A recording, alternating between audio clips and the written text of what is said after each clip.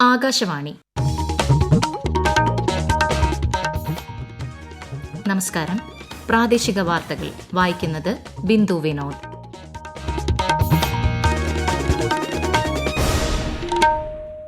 പ്രധാന വാർത്തകൾ. ലോക്സഭാ തെരഞ്ഞെടുപ്പിനുള്ള പ്രചാരണം സംസ്ഥാനത്ത് ഊർജിതമായി പുരോഗമിക്കുന്നു. മൂന്നാം ഘട്ട തെരഞ്ഞെടുപ്പിനുള്ള വിജ്ഞാപനം തെരഞ്ഞെടുപ്പ് കമ്മീഷൻ പുറപ്പെടുവിച്ചു. പ്രധാനമന്ത്രി നരേന്ദ്രമോദി തിങ്കളാഴ്ച തിരുവനന്തപുരത്തും തൃശൂരിലും പ്രചാരണത്തിനെത്തും. മുഖ്യമന്ത്രി പിണറായി വിജയൻ ഇന്ന് ചാലക്കുടിയിൽ പ്രചാരണ യോഗങ്ങളിൽ പങ്കെടുത്തു. വായ്പാ പരിധിയിൽ നിന്ന് 3000 കോടി രൂപ മുൻകൂർ കടമെടുക്കാൻ കേരളത്തിന് കേന്ദ്ര സർക്കാരിന്റെ അനുമതി. തൃശൂർ പൂരത്തിന് നാളെ കൊടിയേറും.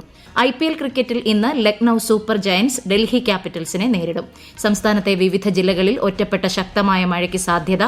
കേരള തീരത്ത് മത്സ്യബന്ധനത്തിന് പോകരുതെന്ന് മുന്നറിയിപ്പ്. വാർത്തകൾ വിശദമായി. കേരളത്തിൽ ലോക്സഭാ തെരഞ്ഞെടുപ്പിനുള്ള പ്രചാരണം ഊർജിതമായി പുരോഗമിക്കുന്നു. പ്രധാനമന്ത്രി നരേന്ദ്രമോദി NDA പ്രചാരണത്തിനായി തിങ്കളാഴ്ച തിരുവനന്തപുരത്തും തൃശൂരിലുമെത്തും.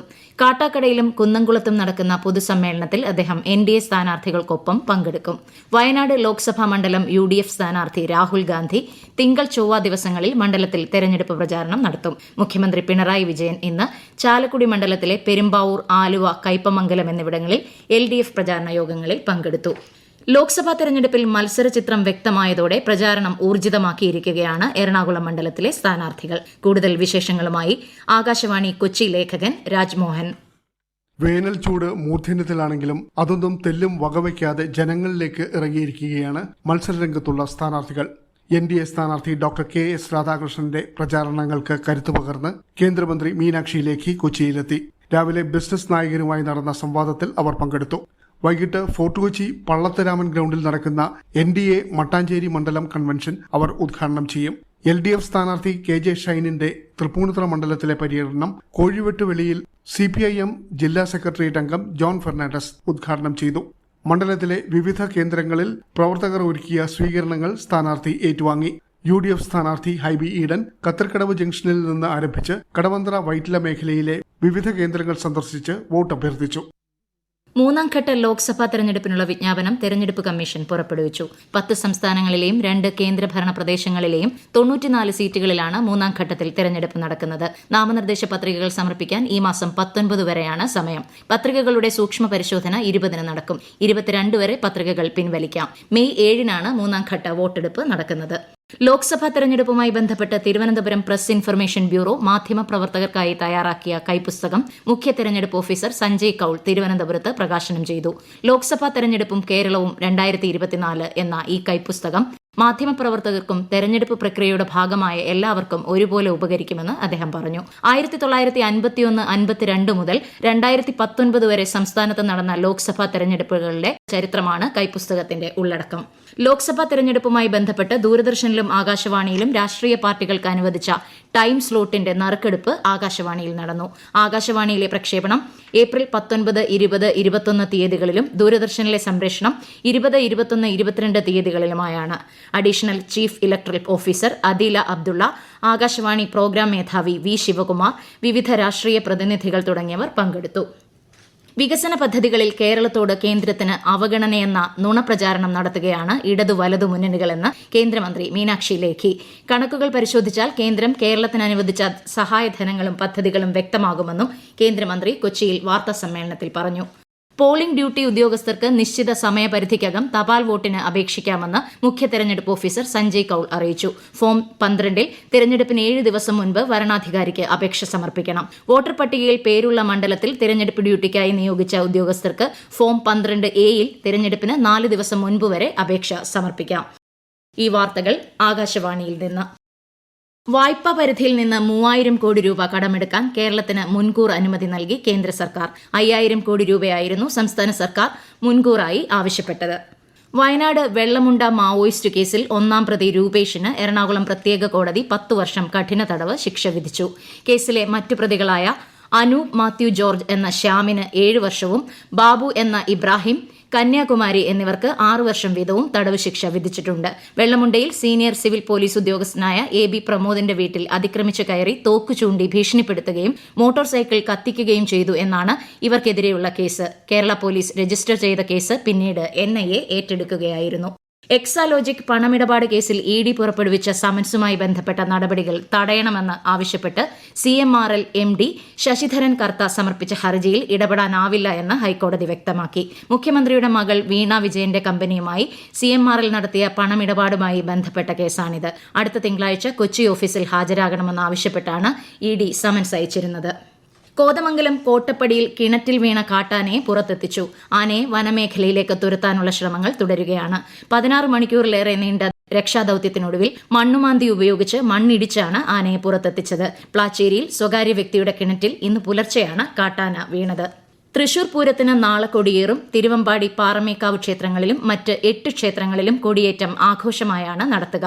തിരുവമ്പാടി ക്ഷേത്രത്തിൽ പകൽ 11-നും 11:30-നും മധ്യേയാണ് കൊടിയേറ്റം.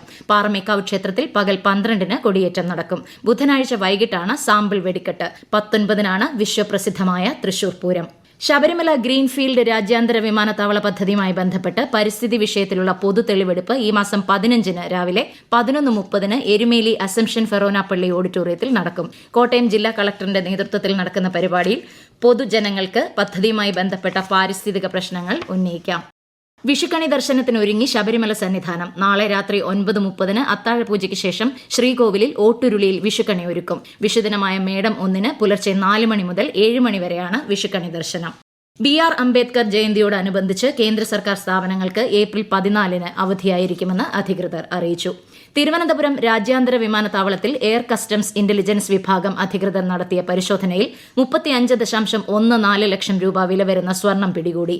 492.15 ഗ്രാം തൂക്കം വരുന്ന സ്വർണമാണ് ബുധനാഴ്ച ദമാമിൽ നിന്നെത്തിയ 2 യാത്രക്കാരിൽ നിന്ന് പിടിച്ചെടുത്തത്. മാലദ്വീപിലെ ഹാനിമാധു ഐലൻഡിലേക്ക് തിരുവനന്തപുരത്ത് നിന്നുള്ള സർവീസ് മാൽദീവിയൻ എയർലൈൻസ് പുനരാരംഭിച്ചു. ആഴ്ചയിൽ 2 ദിവസമായിരിക്കും സർവീസ്. ഹാനിമാധു വിമാനത്താവളം നവീകരണവുമായി ബന്ധപ്പെട്ട് ഏതാനും മാസങ്ങളായി ഈ സർവീസ് നിർത്തിവച്ചിരിക്കുകയായിരുന്നു. സംസ്ഥാന ആരോഗ്യ വകുപ്പിന്റെ ഹൃദ്യം പദ്ധതിയിലൂടെ ഹൃദയ ശസ്ത്രക്രിയ നടത്തിയ കുഞ്ഞുങ്ങളുടെ എണ്ണം 7272 ഹൃദ്രോഗത്തിന്റെ തീവ്രതയനുസരിച്ച് നവജാത ശിശുക്കൾ മുതൽ 18 വയസ്സുവരെയുള്ള കുട്ടികൾക്ക് കാലതാമസമില്ലാതെ വിദഗ്ധ ചികിത്സ ലഭ്യമാക്കുകയാണ് പദ്ധതിയുടെ ലക്ഷ്യം. പദ്ധതിയിൽ ചികിത്സയ്ക്കായി ഇതുവരെ ആകെ 21,060 കുട്ടികളാണ് രജിസ്റ്റർ ചെയ്തിട്ടുള്ളത്. വേമ്പനാട്ട് കായലിന് കുറുകെ ആലപ്പുഴ, കോട്ടയം ജില്ലകളെ തമ്മിൽ ബന്ധിപ്പിക്കുന്ന തണ്ണീർമുക്കം ബണ്ടിന്റെ 21 ഷട്ടറുകൾ ഇന്ന് തുറന്നു. കുട്ടനാട്ടിലെ കൃഷിക്ക് ദോഷം ഉണ്ടാകുകയില്ല എന്ന കൃഷി വകുപ്പിന്റെ റിപ്പോർട്ടിനെ തുടർന്നാണ് ഷട്ടറുകൾ ഉയർത്താൻ തീരുമാനമായത്. മത്സ്യപ്രജനനത്തിനായും കായലിലെ പോള നിർമ്മാർജ്ജനം ചെയ്യുന്നതിനും ബണ്ട് തുറക്കേണ്ടത് അനിവാര്യമാണെന്നും റിപ്പോർട്ട് ലഭിച്ചിരുന്നു. ഷട്ടർ തുറന്ന സാഹചര്യത്തിൽ മത്സ്യത്തൊഴിലാളികൾ ഉൾപ്പെടെയുള്ളവർക്ക് ജാഗ്രതാ നിർദ്ദേശം നൽകിയിട്ടുണ്ട്. സംസ്ഥാനത്തെ വിവിധ ജില്ലകളിൽ ഒറ്റപ്പെട്ട ശക്തമായ മഴയ്ക്ക് സാധ്യതയുണ്ടെന്ന് കേന്ദ്ര കാലാവസ്ഥാ വകുപ്പ്. തിരുവനന്തപുരം, കൊല്ലം, പത്തനംതിട്ട, ആലപ്പുഴ ജില്ലകളിൽ ഇന്ന് മഞ്ഞ ജാഗ്രത പ്രഖ്യാപിച്ചു. ശക്തമായ കാറ്റിനും സാധ്യതയുണ്ട്. കേരള തീരത്ത് മത്സ്യബന്ധനത്തിന് പോകരുതെന്ന് മുന്നറിയിപ്പ്. കർണാടക, ലക്ഷദ്വീപ് തീരങ്ങളിൽ മത്സ്യബന്ധനത്തിന് തടസ്സമില്ല. കേരള തീരത്ത് ഇന്ന് രാത്രി വരെ ഉയർന്ന തിരമാലയ്ക്കും കടലാക്രമണത്തിനും സാധ്യതയുണ്ടെന്ന് ദേശീയ സമുദ്രസ്ഥിതി പഠന ഗവേഷണ കേന്ദ്രം അറിയിച്ചു. മത്സ്യത്തൊഴിലാളികളും തീരദേശവാസികളും ജാഗ്രത പാലിക്കണം. IPL ക്രിക്കറ്റിൽ ഇന്ന് ലക്നൌ സൂപ്പർ ജയന്റ്സ് ഡൽഹി ക്യാപിറ്റൽസിനെ നേരിടും. വൈകിട്ട് 7:30-ന് ലക്നൌ ഇക്കാന സ്പോർട്സ് സിറ്റിയിലാണ് മത്സരം. പോയിന്റ് പട്ടികയിൽ 3-ാം സ്ഥാനത്താണ് ലക്നൌ. 4 പരാജയങ്ങൾ നേരിട്ട് ഡൽഹി ക്യാപിറ്റൽസ് പട്ടികയിൽ അവസാനമാണ് നിൽക്കുന്നത്. ISL ഫുട്ബോളിൽ ലീഗ് ഘട്ടത്തിലെ അവസാന മത്സരത്തിൽ കേരള ബ്ലാസ്റ്റേഴ്സ് ഇന്ന് ഹൈദരാബാദ് FCയെ നേരിടും. വൈകിട്ട് 7:30-ന് ഹൈദരാബാദിലെ GMC ബാലയോഗി സ്റ്റേഡിയത്തിലാണ് മത്സരം. രാജ്യത്തെ ഓഹരി വിപണികളിൽ നഷ്ടം. ബോംബെ ഓഹരി സൂചിക സെൻസെക്സ് 793 പോയിന്റ് താഴ്ന്ന് 74,245-ലും ദേശീയ ഓഹരി സൂചിക നിഫ്റ്റി 234 പോയിന്റ് നഷ്ടത്തിൽ 22,519-ലും വ്യാപാരം അവസാനിപ്പിച്ചു. സംസ്ഥാനത്ത് സ്വർണ്ണവില വീണ്ടും ഉയർന്നു. പവന് 800 രൂപ വർദ്ധിച്ച് 53,760 രൂപയും ഗ്രാമിന് 6,720 രൂപയുമാണ് ഇന്നത്തെ വില. പ്രധാന വാർത്തകൾ വീണ്ടും. ലോക്സഭാ തെരഞ്ഞെടുപ്പിനുള്ള പ്രചാരണം സംസ്ഥാനത്ത് ഊർജിതമായി പുരോഗമിക്കുന്നു. 3-ാം ഘട്ട തെരഞ്ഞെടുപ്പിനുള്ള വിജ്ഞാപനം തെരഞ്ഞെടുപ്പ് കമ്മീഷൻ പുറപ്പെടുവിച്ചു. പ്രധാനമന്ത്രി നരേന്ദ്രമോദി തിങ്കളാഴ്ച തിരുവനന്തപുരത്തും തൃശൂരിലും പ്രചാരണത്തിനെത്തും. മുഖ്യമന്ത്രി പിണറായി വിജയൻ ഇന്ന് ചാലക്കുടിയിൽ പ്രചാരണ യോഗങ്ങളിൽ പങ്കെടുത്തു. വായ്പാ പരിധിയിൽ നിന്ന് 3000 കോടി രൂപ മുൻകൂർ കടമെടുക്കാൻ കേരളത്തിന് കേന്ദ്ര സർക്കാരിന്റെ അനുമതി. തൃശൂർ പൂരത്തിന് നാളെ കൊടിയേറും. IPL ക്രിക്കറ്റിൽ ഇന്ന് ലക്നൌ സൂപ്പർ ജയന്റ്സ് ഡൽഹി ക്യാപിറ്റൽസിനെ നേരിടും. സംസ്ഥാനത്തെ വിവിധ ജില്ലകളിൽ ഒറ്റപ്പെട്ട ശക്തമായ മഴയ്ക്ക് സാധ്യത. കേരള തീരത്ത് മത്സ്യബന്ധനത്തിന് പോകരുതെന്ന് മുന്നറിയിപ്പ്. പ്രാദേശിക വാർത്തകൾ കഴിഞ്ഞു. അടുത്ത വാർത്താ പ്രക്ഷേപണം രാത്രി 7:25-ന്.